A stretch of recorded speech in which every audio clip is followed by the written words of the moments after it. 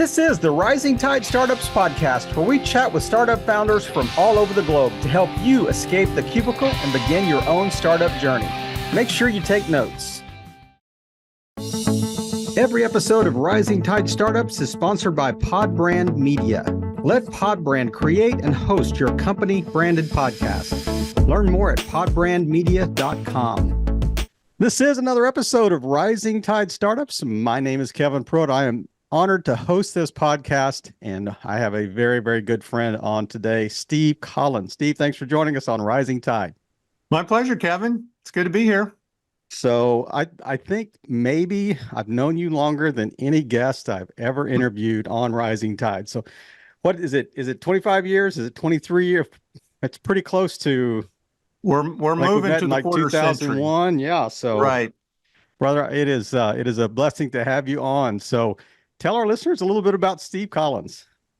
Well, real quickly, I think the traditional sense, went to university, realized I wasn't going to become a professional basketball player, and started studying business. And I think not out of any particular passion for it. The economy was not good in those days, as you might recall. And so business seemed like a good avenue to get a job. And then I did what you're supposed to do. I went to work for a Fortune 500 company and kind of got exposed to the messiness of leadership and organizational life. And after I'd put in my time there, I did what you're supposed to do next and go get an MBA. And so I spent 2 years doing that, figuring that was, how you climb the corporate ladder. And then somewhere in my second year of business school, I thought it'd be a really neat thing just to go overseas for a year. And just have that experience, look back years later and go, remember that year when you were in your 20s, you spent a year somewhere as part of just, again, climbing the corporate ladder. But then something happened, and I ended up teaching English in China. And somewhere in the middle of that, I just felt God saying, this is what I want you to be doing. And so it was quite a bit of a change. So like to say, I went to China for a year and stayed for 10. Probably more accurate to say over the next 10 years, I was there about 8 years, but had the opportunity to go back and be involved in trying to start up businesses in China, which in those days was a little bit like the Wild West. So almost learned a lot antithetical. Yeah, really. So that was a real great learning experience. And then after I'd been there for a while, I had the chance to move to the Middle East and do business development and leadership training there for a number of years. And that's where our paths crossed. Yeah. And now I've been back in the States about 10 years, continuing to do similar things. Again, a lot of what we do at Lead International is investing in new trainers. We curate and create content and then try to help people be able to deliver that in their situations. And we also work with a lot of organizations that are trying to work in more developing economies and trying to, from fighting human trafficking to providing clean water to medicines, those kinds of things. And so we're more geographically dispersed these days, but we tend to focus a little bit more in those areas. It sounds like it's almost like a B Corp, ideology kind of, it's kind of driving the companies that you're working with. But yeah, it's really interesting how when you start out, you're kind of, we'll do anything for anybody. And then you figure out, well, we're probably not that great at doing everything for everybody, but where also does it align with our purposes? And we've had a chance to work with some great people over the years that really, I think, kept us continuing to focus on that. And so even the work in the Middle East, we had a broad range of clients, but we, realized we were doing a lot of work with the International Committee for the Red Cross, the United Nations, USAID. So we were already working with organizations that had that sort of purpose-driven what they were doing. And so I think it's kind of a natural bridge to continue to work with those types of organizations. Well, one thing conspicuously missing in the early bio and intro that you did was the fact that, there's some connection with Michael Jordan and Blue Heaven. Our listeners would really be interested in hearing that story. Well, obviously today is a morning for Carolina fans. Did not go as planned last night, but did have the opportunity. Growing up in North Carolina, my dad was a UNC alumni, so I was a fan of theirs, but you just, there's nothing that can captures a young person's imagination more than playing basketball for North Carolina. And so by the time I got to the University of North Carolina my freshman year, I had not had that, 6 inch over the summer growth spurt. A Scottie Really had Pippen not developed a burst. lot of athletic ability, but we just loved playing basketball. And so I had the opportunity to go out for the team. And in the first year, made the junior varsity team. And that was, the potential starting, the dream was still alive. Um, but I always tell the story at the end of my freshman year, I get a note from Roy Williams, who went on to become a Hall of Fame coach, but it was very first year at Carolina. He was the JV coach. And he wrote this wonderful letter to me. He said, "Dear Steve, you make the most out of the talent God gave you." And he was too kind to say, "But God did not give you too You much talent." didn't get enough.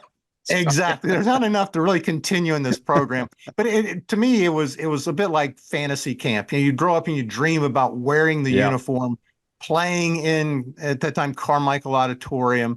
And so to kind of, it's like letting you go out, let the dream die in kind of a peaceful way, but realize I probably need to discover where's the library and start majoring in something I could get a job. And so or how far ahead was that to MJ showing up in Chapel Hill? Michael Jordan was my senior year. He was a freshman. So we had that overlap, but it's been great over the years. Whenever I tell the UNC story, especially in overseas settings, I'll say, "You guys ever heard of Michael Jordan?" And of course, they all have. And so when I say, "Oh, we played at the same school," there's this instant, That's appreciation in a right. way. And Credibility, street cred. I mean, it really was. that's right. Had a lot of fun though. In China, we played a lot of basketball in China, and that was oftentimes during the pregame. They'd say, "Hey, you see this guy over here? He played, same school, Michael Jordan." It was kind of a psych out the opponent kind of thing. But no, Yeah. it was great. Of course, now we look back, and that was um, how many years ago? 45 years ago or something. So it's been a It's while. been a day or two. Well, I can attest to the fact, personal experience firsthand, not anecdotal. A lot of us, we played basketball together in the Middle East, and a lot of us played in high school. And Steve was a completely different level of basketball player to the rest of us. So he's very humble in his recollection of that story. But I mean, even being on JV in Blue Heaven was, I mean, that was quite an accomplishment. So It was an I mean, experience, and, how and many really kids want being to do able that? to. I think Roy Williams is a great example. He was 27 years old, had just left high school ranks, and to kind of see a young leader learning the craft, having that opportunity, and then being able to follow his career again for the next 40 some years. Yeah. It was really interesting to see his growth as a coach, but even seeing the potential Hmm. in a young guy there and how he was able to grow and take advantage of a lot of really unique opportunities to work with great coaches and all that. I mean, it's always been a great example of some of the raw potential you saw as a 27-year-old and how that developed Hmm. over his career. And I mean, seems like a really high character guy too, on top of, just the whole, ability to get the best out of his players. But it is I mean, you captured, 30 plus years in a pretty short span intro there. And this, our audience is primarily driven by to people that are, sitting in that cube wondering, how do I bust out of here? How do I Mm. start something, or their early stages? It really is focused on kind of the startup scene, but there've been many, many lessons learned over, the years that you have engaged with business owners, with startups, with, training sessions. What are one or two, and try to focus maybe in the startup space. What are two really key lessons that you think are pretty generic, regardless of what the industry is? What are a couple that just kind of stand out that you're like, I've seen this over and over and over and over again. Well, I go back to trying to start a business in China was a great example of there was so much passion. It was just a dream come true to have that opportunity to be in a place we just found so interesting. To work with, I had a couple other guys that started the business with me, and besides, we had a great love of basketball. We spent a lot of times playing basketball, but you're 30 years old. You're just really kind of beginning to have that opportunity, and there's just so much passion that you have. And I think the startup in China was maybe teaching that passion is not enough. Mm, And so we started a business, and we were actually doing equipment sales to Chinese factories. And it was, trying to break in. Oftentimes we were representing organizations that had never sold anything into China before. And just, what are the key elements that you need to be successful in that business? And we discovered over time that we didn't possess the needed skills and experiences and just the resources and assets to do that well. And over time, we kept experimenting and eventually ended up doing consulting for multinational companies coming into China. It was a great fit for us. And we could do that really well. But so I think that's one of those lessons of, passion's important, but it really has to match up and align Yeah. with what you're gifted in, what you can develop, and really with the opportunity that's in front of you. And so for us, I think that was a huge lesson for me. That where you start, passion's important because oftentimes that's what gets you out of the cubicle. Right. Exactly. That's what gets you moving. But to be so open to the possibilities that most likely your first idea is not going to be your Hmm. best idea. It's not going to be the one that ends up working. And to do that, and the other, I think, sounds like such a cliche, but it's just to recognize there's going to be failures along the way, Hmm. and I think if I just kind of stay centered again, it sounds again so much like a cliche to say, keep the vision in front of you and the purpose and the mission, all those kinds of things, but just recognizing that there's going to be so much learning that's going to take place, and it's going to be a bit painful at times. And I think a lot of times it's kind of finding ways to be grounded, whether that's Hmm.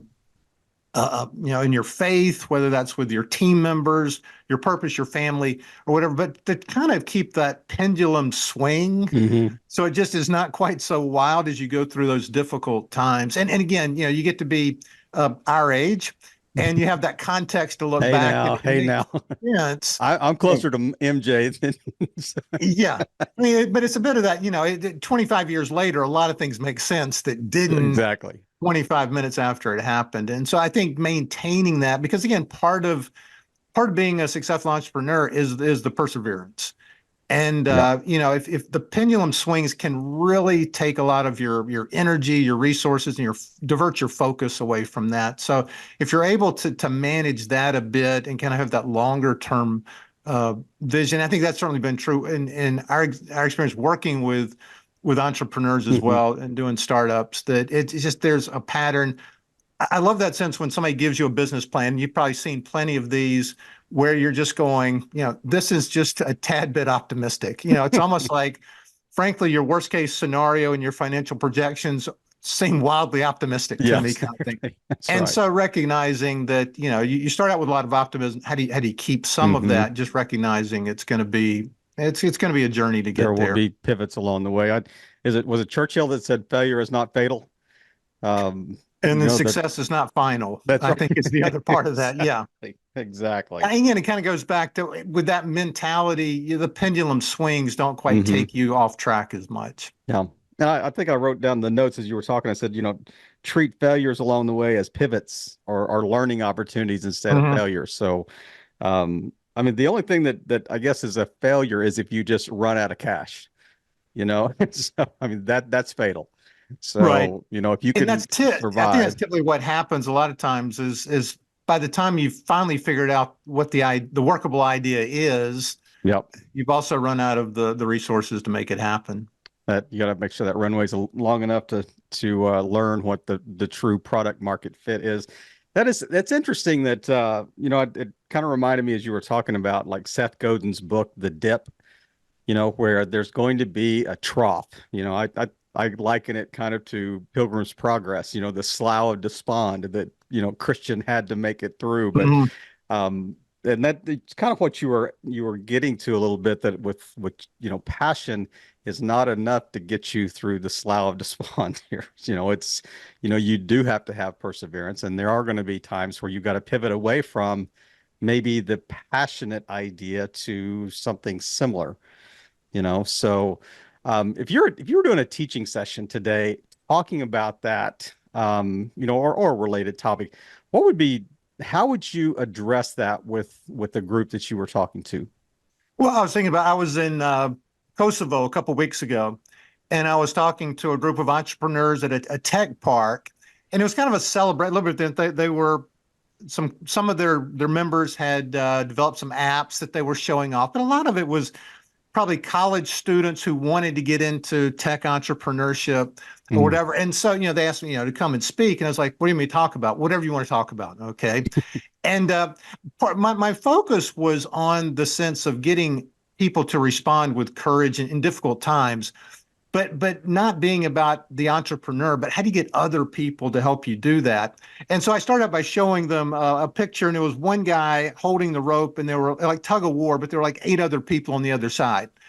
And I said, this is what we think entrepreneurship looks like, but what you want it to look like. And then I showed the rest of the picture, and there were like 8 other guys behind the one Hmm. guy. And now I said, that's really what you want to happen. How do you develop people around you that are going to take ownership of the problems, the process, the projects as well?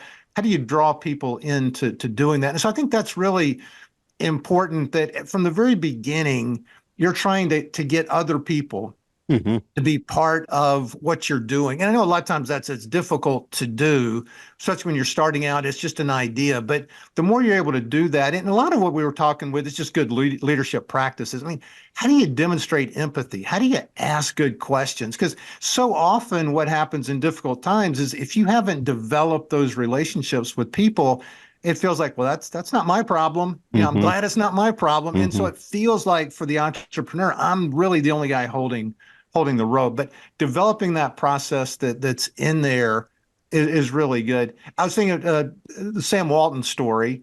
There was a business historian said that he didn't become the world's richest man because he was a genius. He had the courage of his conviction, but he Hmm. also knew how to bring other people in with him. And Yeah. he said something to the effect of like, if we, if we hold to our convictions, if we put people first, then we'll win. It's just that kind of idea of like, hey, this is what we're trying to do here. But he could communicate that in a way that other people could say, oh, this is the role that I play in doing that. And so I think investing in people. Another quick story, Truett Cathy of Hmm. Chick-fil-A, Yeah, I was thinking the same yeah, thing.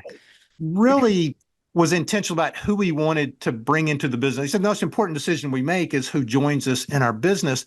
And there was one former executive.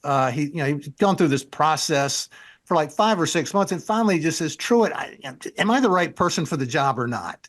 And Truett says, well, I'm still trying to figure that out. But my question is, are we going to want to be in business together till one of us dies?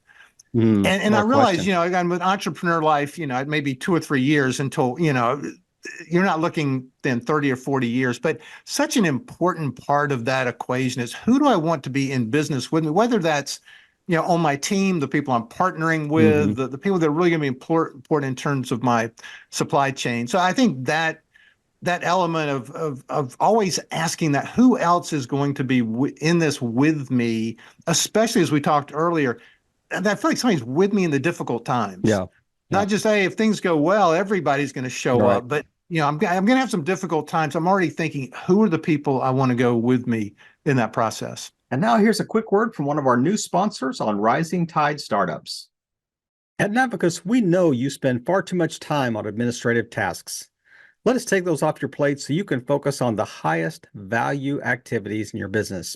We have highly trained, highly vetted specialists ready to take on those administrative responsibilities at an affordable and effective rate. Check us out at navicus.com, proud sponsor of Rising Tide Startups podcast.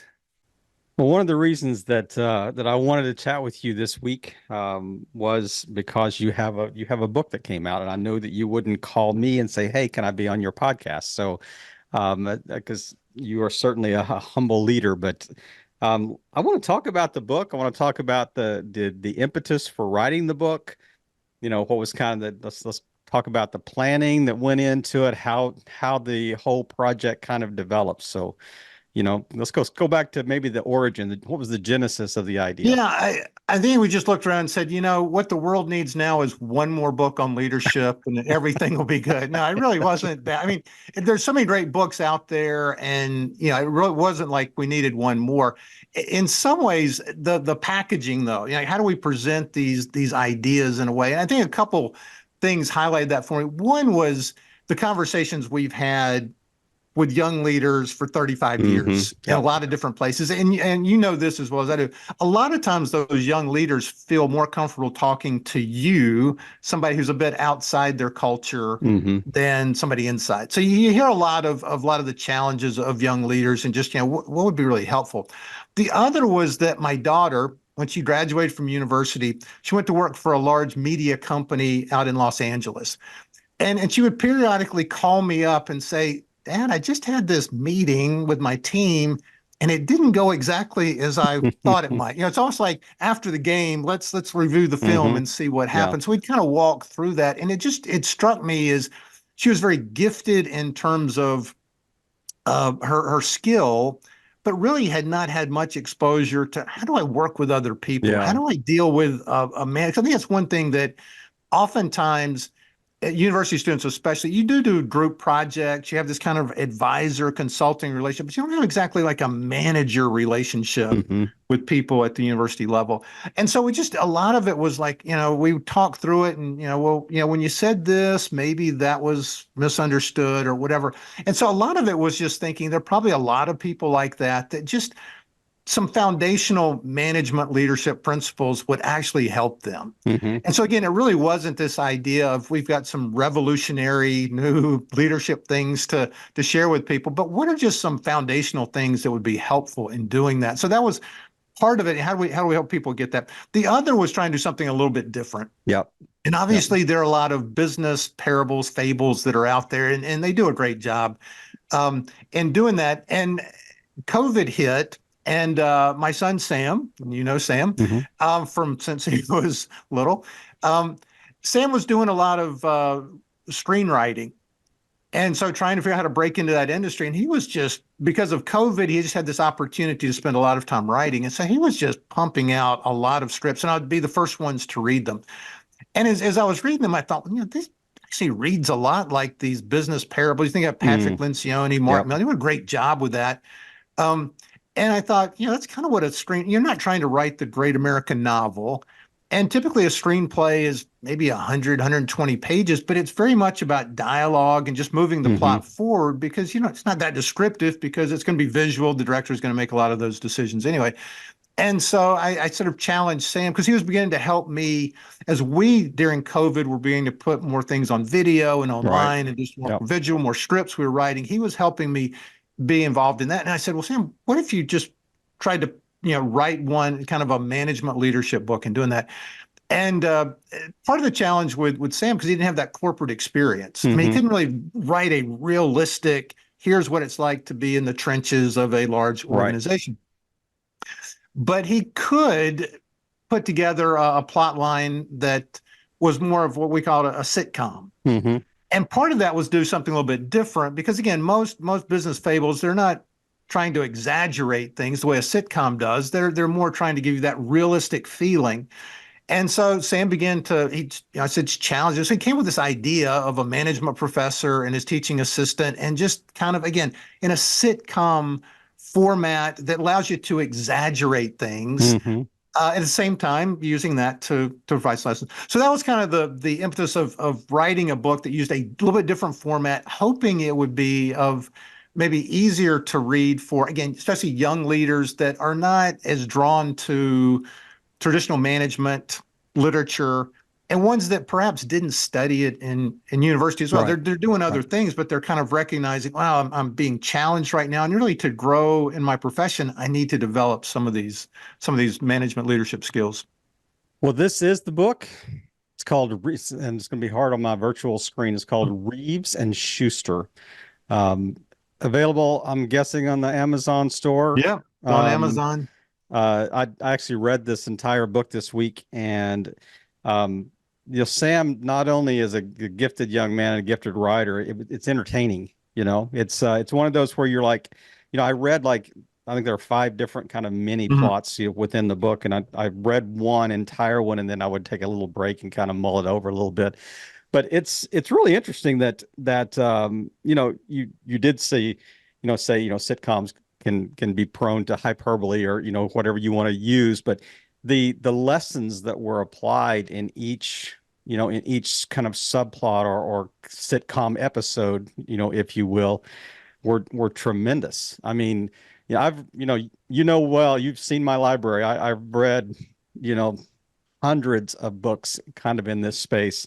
This is one of the most enjoyable books that I've read in a very long time. And so I highly encourage and not just because you're my friend, I'm not getting kickbacks from this. So, but it is really well written, an easy read, but has great principles, I think, wrapped up into each kind of sub story, that's in there. And they're likable or not, you like and dislike the characters based on, just the narration around them, the narrative around each character. So you can easily put yourself in the storyline, as Donald Miller, says we all are prone to do. Mhm. But what's been the initial feedback? Of others that have looked at the book and read the manuscript. I think I got a sneak peek on some of that before, it went to print as well. But what's been the initial feedback? Yeah, first I would say, yeah, appreciations to you, Kevin, for that initial feedback. I think that was really helpful for us. Is again, um, trying to figure out how to write the book, what to include, how much depth, detail, and stuff. So all that was really helpful, especially in the early processes of that. I think again, some of the feedback has been related to, especially among younger leaders, Hmm. that it was kind of a For helpful, kind of leaders like to what be. you described, kind of easy to read, but kind of made the point. Hmm. That they could identify. And again, that's part of the thing I think with the sitcom. Again, you have such a license with the characters Yeah. that you can exaggerate things and allow them to hopefully make the point in doing that. I think another comment has been recognizing how we were able to weave servant leadership Hmm. into that the whole storyline. And part of it is we wanted to show that both character and skill matter in being a good leader. Hmm. And Yeah. so in our storyline, we have a management professor who has a lot of knowledge, and we have a teaching assistant who has a real servant's heart. I mean, he wants to do the right thing. He's got a lot of character, but he's also kind of the comic relief. He's the one who, is an exaggerated character that would be easy to make fun of, but he's got such a good character that he always Hmm. wants to be helpful. He wants to Yeah. help his professor solve whatever problem it is. But then by the end of the book, I think we hopefully have shown how he's continued to grow in his skill level. And he Hmm. still is prone to do the silly Sure. stuff that's part of the sitcom, but he's really grown in his understanding of taking that servant's heart, but also being able to have skills and be useful. And a lot of times we do talk about being a servant leader is about adding value. So Hmm. it's not just having great Yep. character and wanting to serve, but as a servant leader, you're able to add value. And I think by the end of the book, we see how the teaching assistant Reeves has really figured out some things, how he can Hmm. really add value based on this experience. And then I think we've also seen growth in the management professor Hmm. who Boy, is for is sure. is like some of us who's a bit reluctant to get involved, would like to be left alone, Hmm. doesn't want to be bothered with things. But once he's drawn in, he does want to resolve the situation. But how he's actually been influenced in his own character Hmm.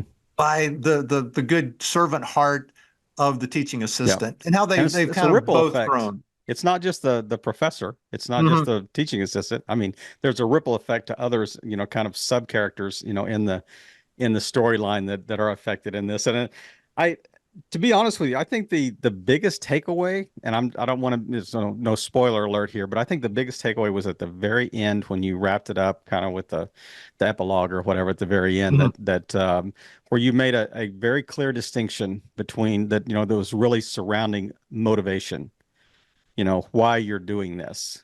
Mhm. And that was such a great way to kind of wrap up the whole book without me spoiling the ending. The puppy doesn't die, Yeah, yeah, so exactly. It's Lassie doesn't die at the end. Yeah. But it reminded me a little bit, and I certainly don't want to pigeonhole you into this category because this is certainly it has a throwback, feeling to it, but yet it has a very modern feel to it as well. So it's not time bound anywhere. But I do think about the like Andy Griffith episodes. Mhm. There's always this thing that happens, and then at the end we wrapped it up, and there's this moral, you know, lesson, that was kind of applied without being explicitly said, So what did we learn from this, this situation? So yeah, kudos to you and Sam. Well written, very entertaining, and certainly a very thankful addition to my library. But Steve, what else can we touch on that we haven't had that I haven't asked you about, or if you have just a way to kind of wrap this up, a great closing thought for our listeners, and then maybe tell people where to find more about this book and your teaching programs online.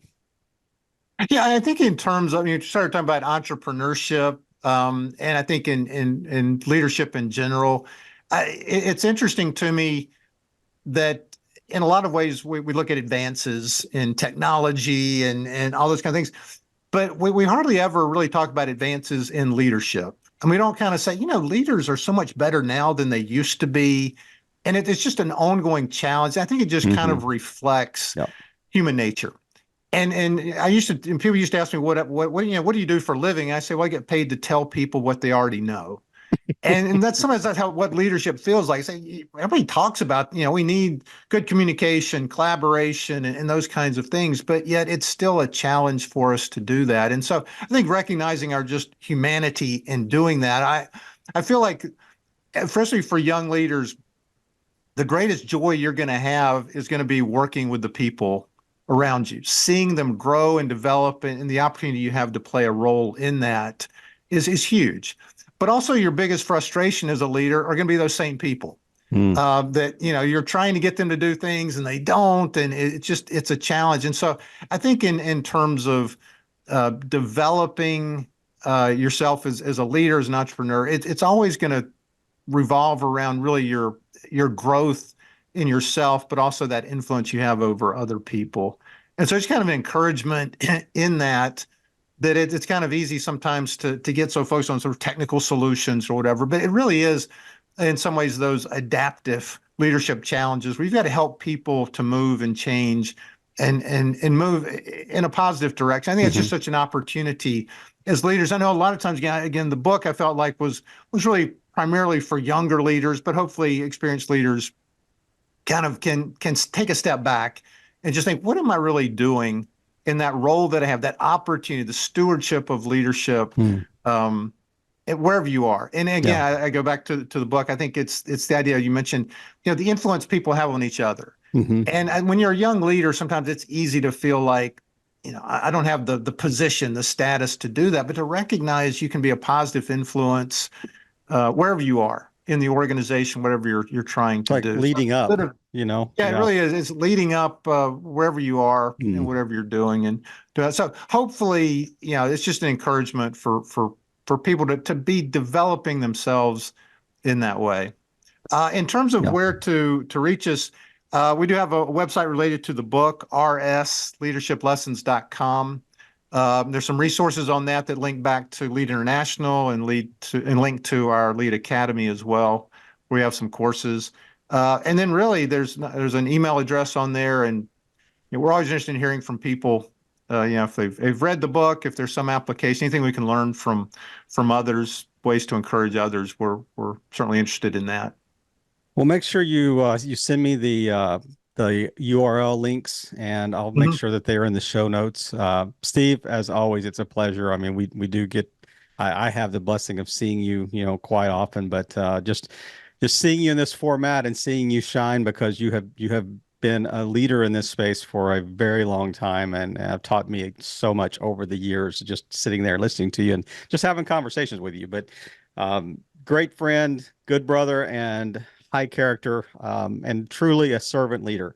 And you've exhibited that for a long, long time. But just thank you again for coming on and just playing your part in helping all boats rise in a rising tide. Steve, have a blessed Easter weekend. You too. Thank you, Kevin.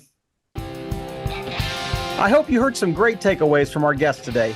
Make sure you reach out to them, and thank you again for playing your part in helping all boats rise in a rising tide.